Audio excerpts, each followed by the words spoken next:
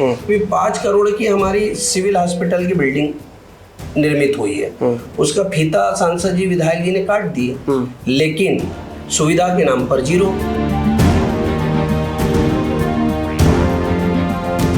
क्या तैयारी है, चुनाव लड़ेंगे इस बार? होगा, माननीय कमलनाथ जी के निर्देश होंगे तो निश्चित तौर पर चुनाव लड़ूंगा। तो निशा पांगरे को जानते हैं? सुना है। ये भी तो सुने होंगे टिकट मांग रही हैं कांग्रेस से। मैं पार्टी से किसी भी कीमत पर दगा नहीं करूंगा। अन्य किसी भी व्यक्ति को कांग्रेस पार्टी टिकट देगी, पूरी निष्ठा के साथ मनोज मालवीय उसको विधायक बनाने के लिए रात दिन एक कर देगा।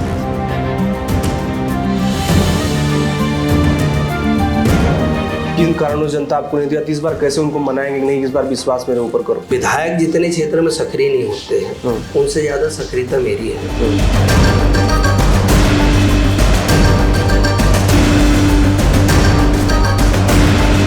आंदोलन किए, धरने किए, प्रदर्शन किए, इवन 2-4 मामले भी मेरे ऊपर बने हैं। अच्छा।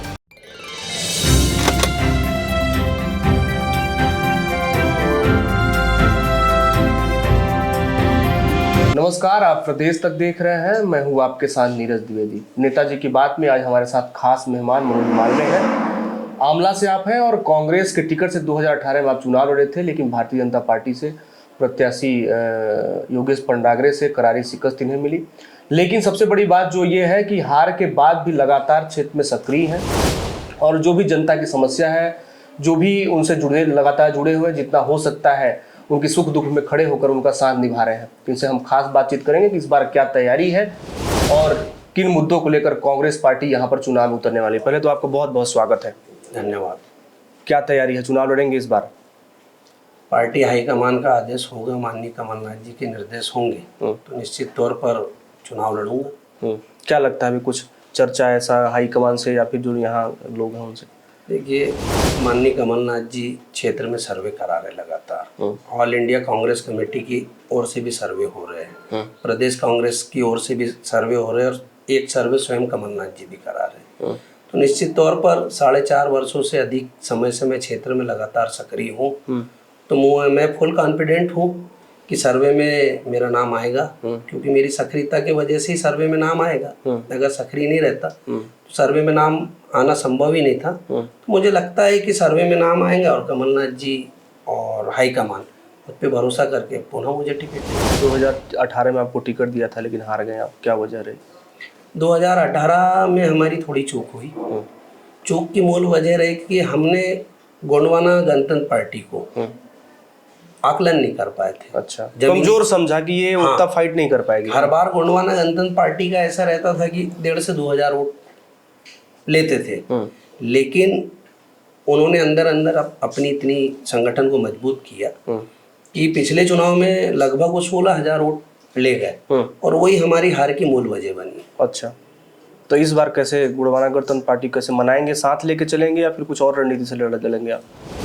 मैं चुनाव हारने के बाद मैंने अपनी गलती को महसूस किया, तो मैं लगातार आदिवासी क्षेत्र में काम किया। अच्छा। काम करके आदिवासी क्षेत्र में हमने अच्छे आदिवासी युवाओं को, अच्छे नेताओं को कांग्रेस पार्टी की रीति नीति से जोड़ा है और जो क्षेत्र गोंडवाना गणतंत्र पार्टी कहलाता था उस क्षेत्र में आज की तारीख में कांग्रेस पार्टी बहुत मजबूती से खड़ी हो गई है। तो निश्चित तौर पर जो क्षेत्र में 16,000 वोट से माइनस हुए थे, इस बार वो स्थिति निर्मित नहीं होगी।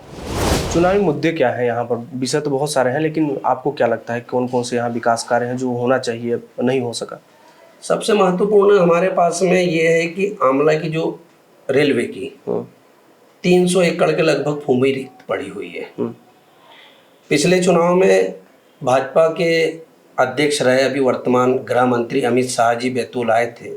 बैतूल आकर के उन्होंने घोषणा करके गए थे कि आमला में अगर हमारा बीजेपी का विधायक बनता है तो आमला की रिक्त भूमि पर हम रेल कोच फैक्ट्री या अन्य उपक्रम ऐसे कारखाने लगाएंगे जिससे कि क्षेत्र के लोगों को रोजगार के अवसर प्राप्त हुए। लेकिन ये चुनाव आने को आ गए हैं, लेकिन घोषणा ही रह गई है और आज भी हमारे क्षेत्र के व्यापारी युवा वर्ग अपने आप को ठगा सा महसूस कर रहे हैं। तो अगर मध्य प्रदेश में कांग्रेस पार्टी की सरकार बनती है, माननीय कमलनाथ जी मुख्यमंत्री होते हैं, तो निश्चित तौर पर हमारा प्रयास होगा कि 300 एकड़ भूमि पर कोई ना कोई उपक्रम हम लेकर के आए और क्षेत्र के व्यापारियों को और युवा को रोजगार के साधन उपलब्ध कराएं। चिकित्सा की भी समस्या है यहाँ पर भी। जो वर्तमान विधायक हैं डॉक्टर योगेश पंडागरे, आप लोग लगातार सवाल उठाते रहते हैं, वो खुद डॉक्टर हैं, कहते हैं उनसे जब बात हुई तो कहते हैं हम लगातार प्रयास कर रहे हैं। आप लोग कांग्रेस पार्टी बेवजह का फिजूल का आरोप लगाती है, इस पर क्या कहेंगे आप? इस पे मेरा एक ही कहना है कि विधायक स्वयं डॉक्टर है, उनका खुद का मल्टी स्पेशलिस्टी हॉस्पिटल बैतूल में संचालित होता संजीवनी के नाम से। विधायक बने, स्वयं ने अपने हॉस्पिटल का उद्धार करने के लिए सबसे पहले अपने हॉस्पिटल को आयुष्मान योजना से उन्होंने जोड़ने का काम किया। तो वो स्वयं के विकास में लगे हुए, क्षेत्र के विकास से उनको दूर दूर तक कोई लेना देना नहीं। भी 5 करोड़ की हमारी सिविल हॉस्पिटल की बिल्डिंग निर्मित हुई है, उसका फीता सांसद जी विधायक जी ने काट दिए, लेकिन सुविधा के नाम पर 0। मात्र 1 डॉक्टर बीएमओ यहाँ पर उपलब्ध है और अतिरिक्त 1-2 डॉक्टर जो समय समय पर आते जाते हैं वो भी संविदा के रूप में यहाँ नियुक्त है। और बहुत ही स्वास्थ्य व्यवस्था बहुत लचर है। तो मेरा व्यक्तिगत ये मानना है कि विधायक जी स्वयं डॉक्टर है, तो कम से कम उन्होंने स्वास्थ्य सुविधा के लिए संवेदनशीलता दिखाते हुए आमला में डॉक्टरों की व्यवस्था करना था, आमला में स्टाफ की व्यवस्था करना था। अगर जरा सी सर्दी खांसी भी हो जाती है पेशेंट को और थोड़ा सा भी कोई क्रिटिकल पेशेंट यहाँ आता है, तत्काल यहाँ से रिफर बैतूल कर दिया जाता है। तो इतने 5 करोड़ की सिविल हॉस्पिटल की बिल्डिंग का औचित्य क्या है? कोई औचित्य नहीं है। तो हमारे क्षेत्र के विधायक क्षेत्र के प्रति बिल्कुल भी संवेदनशील नहीं है। पलायन का भी एक बड़ा मुद्दा यहाँ पर रहा है। लोग रोजगार न होने के कारण, पहले सारणी में था वहाँ पर, तो भी धीरे धीरे स्थिति जर्जर होती जा रही है, लोग अन्य क्षेत्रों की ओर जा रहे हैं। तो क्या कुछ प्लान है कि सरकार आएगी या फिर आपको टिकट मिलता जीतते हैं तो क्या करने वाले हैं? इस सारणी को लेकर के हम अगर बात करें, वास्तव में वहाँ सारणी में बहुत भयावह स्थिति है। वहाँ पलायन निश्चित तौर पर हो रहा है। अभी 6-7 महीने पहले नगर पालिका के चुनाव में सारणी क्षेत्र के 36 वार्ड में लगभग 69,000 मतदाता निवास करते वोटर लिस्ट में, लेकिन मतदान होता है 50%, 50%, 34,900 कुछ वोट वहाँ पड़ते हैं। अच्छा। जब पार्षद के चुनाव में एक एक घरों से जब वोट निकाल लिए जाते हैं, उसके बाद भी 50% वोट पड़ता है। तो मेरा ये मानना है कि 50% वोट पड़ रहे हैं तो इतने मतदाता तो वहाँ रहे नहीं, लोग पलायन कर गए हैं। कारण वहाँ की जो एमपीबी की जो पावर प्लांट है वो बंद होने के कगार पर है। वहाँ के कर्मचारियों को, अधिकारी को ट्रांसफर करके दूसरी जगह भेजाया जा रहा है। कुछ कर्मचारी लगातार रिटायरमेंट होकर के बैतूल शिफ्ट हो रहे, कोई कहीं कहीं शिफ्ट हो रहा। वहाँ रोजगार के अवसर लगभग समाप्त होने की कंडीशन में है। और पिछले विधानसभा चुनाव के पूर्व मुख्यमंत्री स्वयं सारणी पाताखेड़ा आए थे। वहाँ उन्होंने भरे मन से घोषणा की थी कि सारणी को उजड़ने नहीं दिया जाएगा, लेकिन अभी 5 साल होने को आए, सारणी उजड़ने की कगार पर है। मुख्यमंत्री की घोषणा सिर्फ झूठी घोषणा साबित हुई। उन्होंने 2 खदानें खोलने का भी आश्वासन दिया था और जिसके प्रमाण मैं आपको प्रस्तुत कर दूंगा, लेकिन न आज तक 2 खदानें खुली, न 660 मेगावाट की क्रिटिकल इकाई खुली, जिसके कारण रोजगार तो दूर की बात, लोग सारणी से पलायन करते चले जा रहे हैं। दिन निकलता है, कई हमारे वहाँ के व्यापारी ऐसे हैं जिनकी बोनी भी शाम तक के नहीं हो पाती है। ये बहुत ही भयावह है। दूसरी चीज, अगर कांग्रेस पार्टी की मध्य प्रदेश में सरकार बनती है और इस क्षेत्र का आशीर्वाद कांग्रेस पार्टी को मिलता है और कांग्रेस पार्टी का इस क्षेत्र से विधायक बनता है, तो निश्चित तौर पर सारणी को पुनः स्थापित करने के लिए हमारी पहल होगी और सारणी से पलायन को रोका जाएगा। चलिए थोड़ा विषय से अलग बात करते। निशा बांगरे को जानते हैं? सुना है, क्षेत्र डिप्टी कलेक्टर रही है वो। हाँ, ये भी तो सुने होंगे टिकट मांग रही हैं कांग्रेस से, या तैयारी उनकी चल रही है? भाई देखिए, टिकट की बात है, निशा बांगरे जी की, तो पहले सुनने में ये आया था कि बीजेपी से टिकट के लिए प्रयास कर रही है, लेकिन अभी सुनने में आ रहा है कि वो कांग्रेस से भी प्रयास कर रही है। पहले वो स्वयं तो ये तय कर ले कि बीजेपी से टिकट चाहती है कि कांग्रेस से टिकट चाहती है, और टिकट तो हाईकमान का सोचने का। मान लीजिए कांग्रेस उन्हें टिकट दे देती है तो आप उनके साथ खड़े रहेंगे या फिर किनारे हो जाएंगे, वो लड़े अपने जैसे फाइट उनको करना? देखिए, पहली बात तो टिकट का इशू है। मैंने आपको पूर्व में बताया भी कि क्षेत्र में सर्वे हो रहे हैं। सर्वे के साथ साथ कांग्रेस के वरिष्ठ नेताओं सहित कांग्रेस के जो पदाधिकारी है उनसे भी कमलनाथ जी फीडबैक ले रहे हैं। इन सारी चीजों में मापदंड में अगर वो खरी उतरेगी तो पार्टी हाईकमान उसे टिकट देगी। कलेक्टर, डिप्टी कलेक्टर जैसे पद को छोड़ के आना, ऐसे सामान्य तो कोई नहीं छोड़ देगा। कितनी मुश्किल से, कितनी मशक्कत के बाद ये मिल पाता है। कुछ तो कुछ उनकी महत्वाकांक्षा होगी, तभी तो उन्होंने ये इस पद को त्याग करके इस बड़ा कार्यक्रम अभी आयोजित की थी। शायद गए थे आप भी कि नहीं गए थे इसमें? नहीं, मैं तो नहीं गया था। अच्छा, देखिए, एक इवेंट कराने से नेता नहीं बन जाता व्यक्ति। क्षेत्र में जनता के दिलों में आपको जगह बनाना होती है। दूसरी चीज, वो जो इवेंट था बांगरे जी का, वो धार्मिक इवेंट था। भगवान बुद्ध की अस्थि कलश उन्होंने लाई थी। आस्था से लोग वहां पहुंचे और अस्थि कलश के दर्शन करने के लिए वहां भीड़ उमड़ी थी। व्यक्तिगत निशा बांगरे के व्यक्तित्व कारण नहीं आई थी। दूसरी चीज, आज मैं स्वयं बताऊं कि जैसे अभी मैं प्रदीप मिश्रा जी का मनोज मालवीय यहाँ आयोजन करा ले, 5 लाख लोग जुटेंगे, तो 5 लाख लोग मनोज मालवीय के लिए जुट रहे हैं कि प्रदीप मिश्रा जी उन्हीं की कथा को सुनने के लिए, कथा सुनने के लिए जुट रहे हैं। तो वही इवेंट उन्होंने किया। वहां जो भी लोग, धार्मिक लोग पहुंचे, वो अपने अपने धर्म गुरुओं के प्रति आस्था लेकर के गए थे और उनको प्रणाम करने गए थे, अपनी आस्था प्रकट करने गए थे, ना कि निशा बांगरे को लॉन्च करने गए थे। मान लीजिए पार्टी उनको टिकट देती है तब भाई, पार्टी हाईकमान का अगर निर्णय होगा तो निश्चित तौर पर मैं कांग्रेस का सच्चा सिपाही हूँ और लगभग 30 वर्षों से मैं राजनीति में सक्रिय हूँ। मैं पार्टी से किसी भी कीमत पर दगा नहीं करूँगा। अगर पार्टी हाईकमान जो भी निर्णय लेगा, निशा बांगरे की बात नहीं कर रहा मैं, अन्य किसी भी व्यक्ति को कांग्रेस पार्टी टिकट देगी पूरी निष्ठा के साथ। मनोज मालवीय उसको विधायक बनाने के लिए रात दिन एक कर देगा। तकलीफ नहीं होती? मेहनत करें आप, चुनाव हार गए, बहुत बड़ी बात होती है चुनाव हार जाए, उसके बाद भी लगातार क्षेत्र में सक्रिय रहना, लोगों से मिलते जुलते रहना, धरना प्रदर्शन करना, आंदोलन करना, कभी कभी मुकदमा का भी सामना करना। मेहनत आप कर रहे हैं, कोई तीसरा व्यक्ति पैराशूट से आ रहा है और वो चुनाव लड़ जा रहा है। देखो, ये क्षेत्र को सोचना पड़ेगा कि पैराशूट वाला व्यक्ति को चलाएंगे कि नहीं चलाएंगे, क्षेत्र की जनता पर निर्भर करता है। लेकिन पार्टी हाईकमान के फैसले के बाहर हम तो नहीं जा सकते।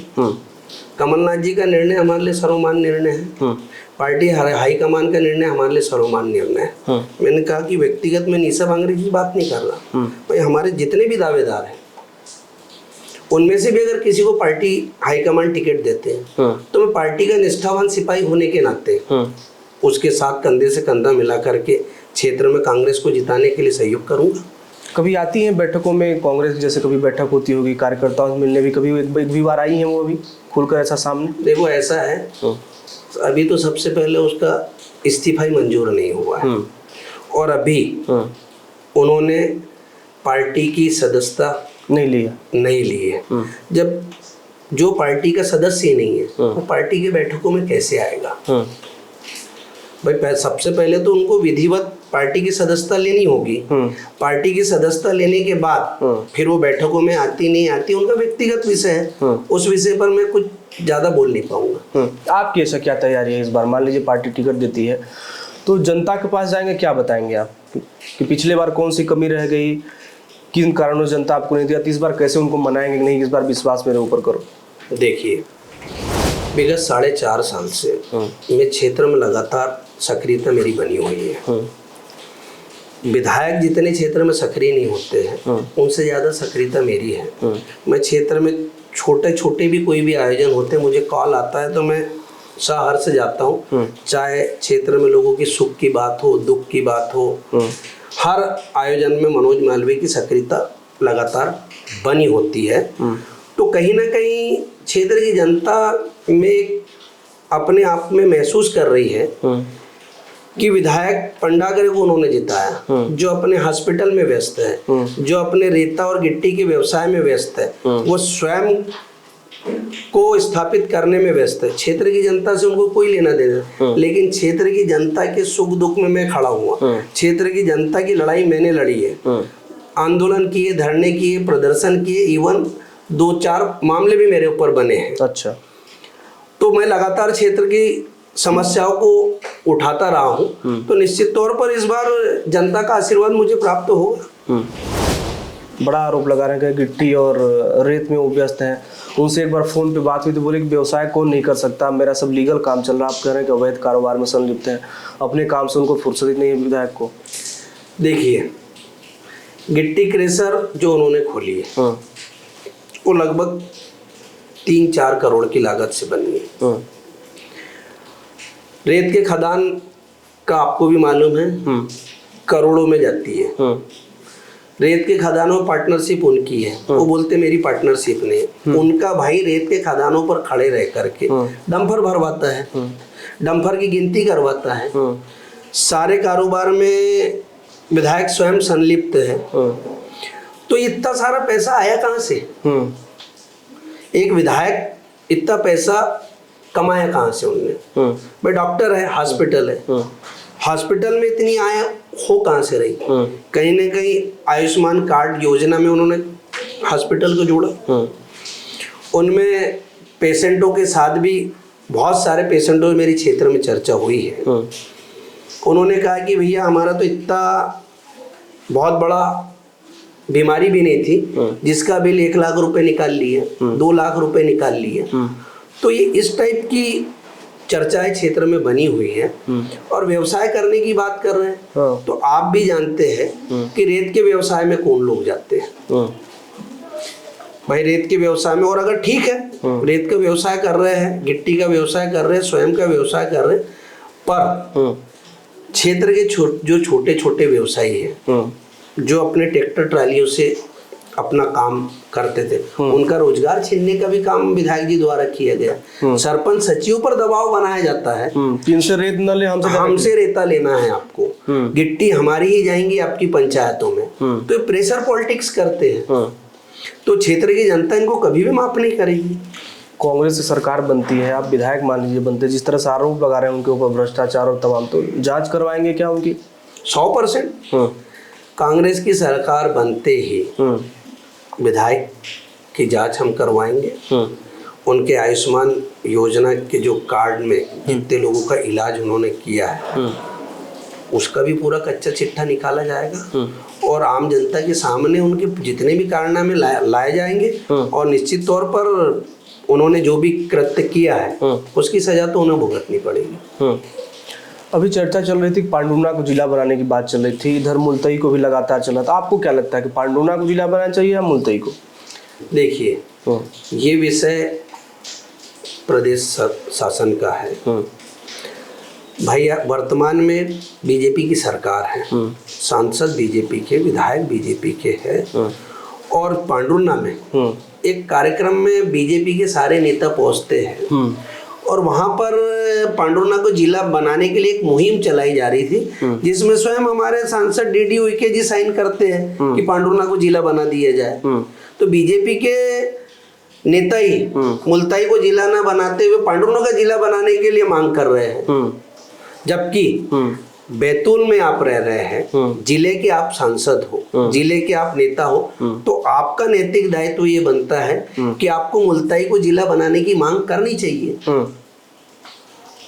लेकिन आप पांडुना को जिला बनाने की मांग कर रहे हो। लेकिन हमारा अपना व्यक्तिगत ये मानना है कि मुलताई को जिला बनाना चाहिए।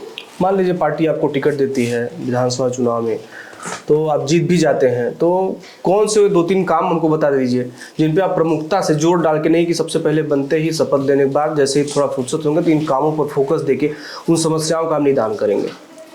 सबसे पहले तो 300 एकड़ जो जमीन हमारी रिक्त पड़ी हुई है, सेंट्रल में सरकार बीजेपी की है, लेकिन प्रदेश में सरकार कांग्रेस की बनती है, कमलनाथ जी मुख्यमंत्री बनते हैं, तो हम उनसे आग्रह करेंगे कि 300 एकड़ जमीन को रेलवे से लीज पर लेकर के कोई ना कोई उपक्रम यहाँ पर खोला जाए, ताकि यहाँ बेरोजगारों को रोजगार के अवसर प्राप्त हो, साथ ही यहाँ के व्यापारियों को भी राहत मिले।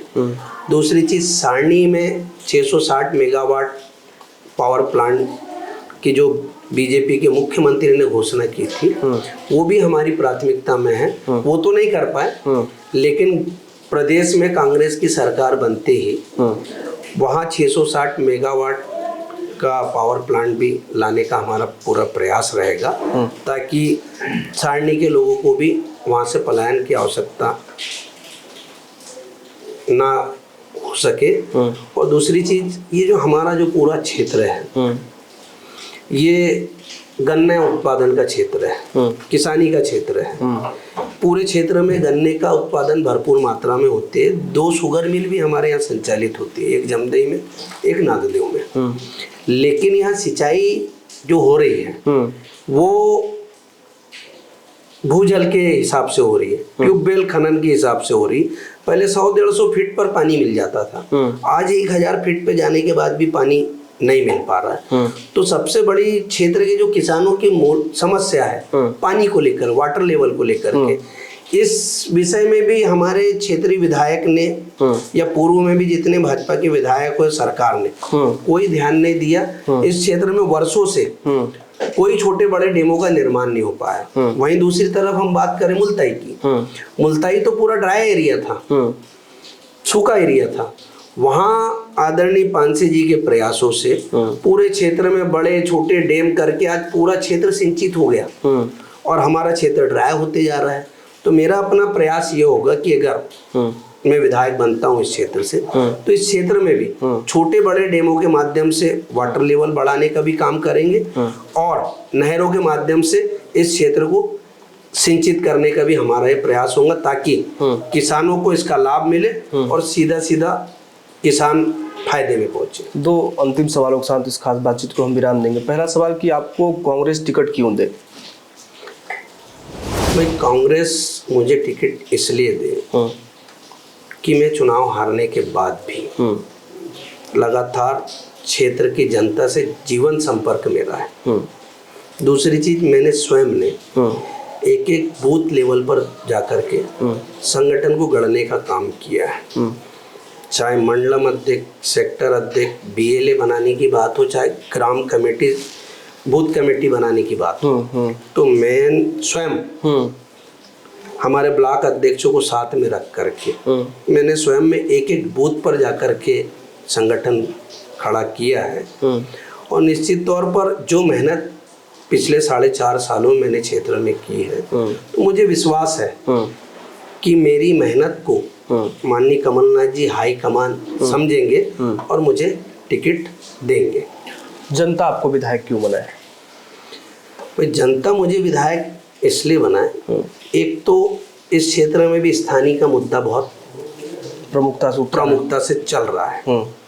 मैं इसी शहर में पैदा हुआ हूँ, इसी शहर में बड़ा हूँ और इसी शहर में मेरा जीवन लगभग 50 साल की उम्र हो रही। तो शहर की जनता ने मुझे बहुत करीब से जाना है, देखा है। और आप भी जनता को बखूबी समझते हैं? और मैं भी जनता को समझता हूँ। अभी तक चैतराम मानेकर जी 2 बार से भाजपा के विधायक रहे, उन्होंने भी अपनी विधायकी बैतूल से चलाई।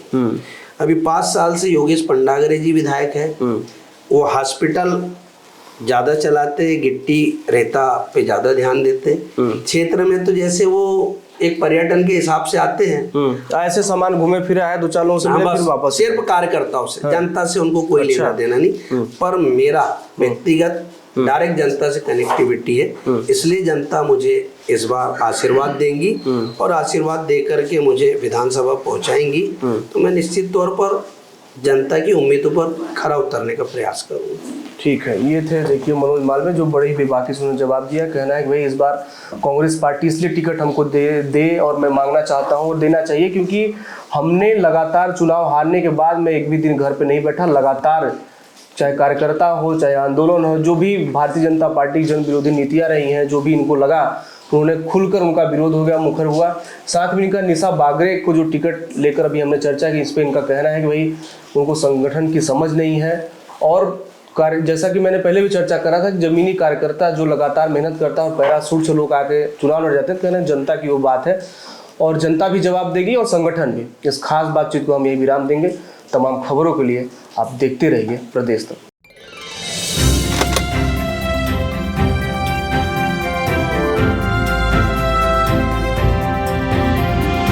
भी 5 करोड़ की हमारी सिविल हॉस्पिटल की बिल्डिंग निर्मित हुई है, उसका फीता सांसद जी विधायक जी ने काट दिए, लेकिन सुविधा के नाम पर 0। क्या तैयारी है, चुनाव लड़ेंगे इस बार? होगा, माननीय कमलनाथ जी के निर्देश होंगे तो निश्चित तौर पर चुनाव लड़ूंगा। तो निशा बांगरे को जानते हैं? सुना है, ये भी तो सुने होंगे टिकट मांग रही हैं कांग्रेस से। मैं पार्टी से किसी भी कीमत पर दगा नहीं करूंगा। अन्य किसी भी व्यक्ति को कांग्रेस पार्टी टिकट देगी, पूरी निष्ठा के साथ मनोज मालवीय उसको विधायक बनाने के लिए रात दिन एक कर देगा।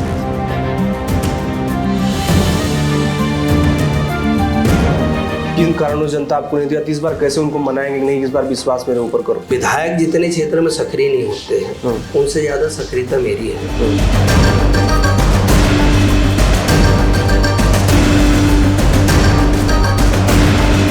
आंदोलन किए, धरने किए, प्रदर्शन किए, इवन 2-4 मामले भी मेरे ऊपर बने हैं। अच्छा।